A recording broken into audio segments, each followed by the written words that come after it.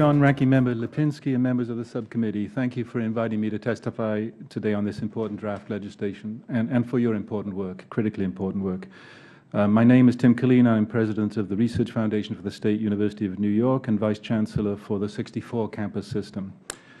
I'd like to thank the committee for releasing two different legislative proposals that focus on innovation through scientific research and development as keys to improving our economic competitiveness. I believe that this legislation should send an unmistakable message to our international competitors that we will take the actions and make the investments necessary that will keep the United States at the cutting edge of the 21st century's global knowledge economy. Just over 1 year ago, Superstorm Sandy slammed into our coast. As recovery efforts still continue, we should ask what would have been the impact if the storm had hit 50 years earlier without the subsequent research and development over those decades. Frankly, it could have killed thousands of people living in the storm's path.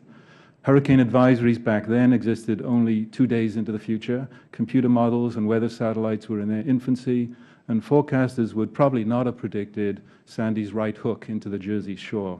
While not perfect, the modern forecast saved lives and property. So how do we acquire that ability to offset those costs and make such a forecast? The nation did make continuous investments over decades in its research and education enterprise. Key to this work was basic research in mathematics, computer science, the development of satellites and instrument packages that make the vital observations. It included interdisciplinary environmental research, as well as research into the social and behavioral sciences to examine how people use storm-related information and respond to warnings. And through commitments to STEM education, we had the talented human capital to put these tools into use and enable local officials to prepare citizens in ways that save many lives. Sandy is just one example that demonstrates the linkage of research and education to the economy. My longer list would include the internet, life-saving vaccines, medical devices such as the heart, lung, and MRI technologies developed initially at SUNY, the laser, GPS, touchscreens, and the ability to access natural gas from shale deposits. So the nation owes a debt of gratitude to Congress and this committee for its steadfast support for excellence in research and education that has led us to our position as first in the world. The new legislation offers a chance to build on and strengthen that enterprise. If done well, the return on future investment will be incalculable, just as it has been in the past. As we meet today, however, it must also be said that our nation's role as the world's innovation leader is imperiled. The combination of eroding buying power here and the enormous resources that other nations are pouring into these areas is creating a new kind of deficit for the United States, one that has been called an innovation deficit. It is troubling, for example, as the Chair has pointed out, that we've fallen to, say, 12th among developed countries in the proportion of young adults who hold college degrees, and our lead in patent applications is eroding.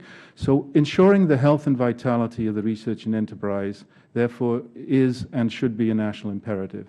If we fail to act boldly and in the determined and united fashion of the past, we could face a less prepared, less highly skilled U.S. workforce, fewer U.S.-based game-changing breakthroughs, fewer patents, startups, products, and jobs.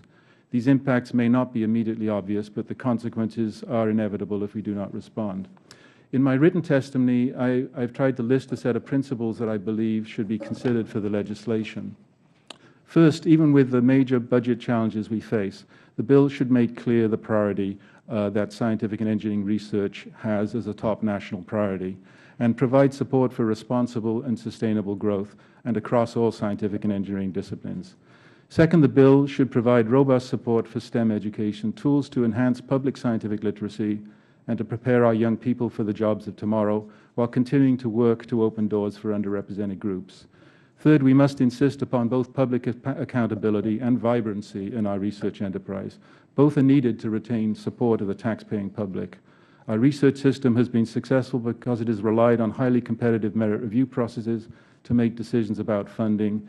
This gold standard of peer review cannot be allowed to degrade because of complacency, lax oversight, or overly onerous new bureaucratic burdens. This international competition we face is real, and we simply cannot coast and stay first. We also need to tune up, indeed, I would say turbocharge the innovation ecosystem, accelerating the purposeful commercialization of federally funded research and technologies. In New York, for example, led by Governor Cuomo, we are working on a full innovation agenda tied to research and education and leveraging higher education and industry and businesses as never before.